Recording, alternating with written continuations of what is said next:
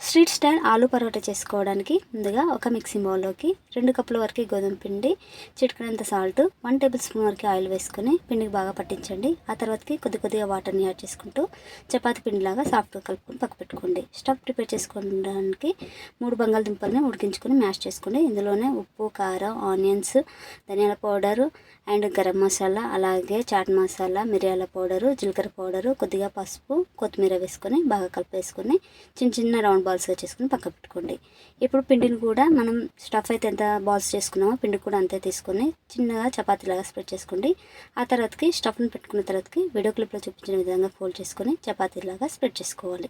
ఇలా స్ప్రెడ్ చేసుకున్న పరోటాని వేడివేడి ప్యాన్ పైన వేసుకొని అటు ఇటు ఫ్లిప్ చేసుకుంటూ 2 వైపులా మంచి కాల్చుకోవాలి. ఒకవైపు మంచి కాలిన తర్వాతకి ఆయిల్ స్ప్రెడ్ చేసుకొని 2 వైపులా ఆయిల్ స్ప్రెడ్ చేసుకుంటూ గోల్డెన్ బ్రౌన్ వచ్చిన తర్వాతకి తీసేసుకొని సర్వ్ చేసుకుంటే చాలా టేస్టీగా ఉంటుంది ఆలు పరోటా. ట్రై చేయండి.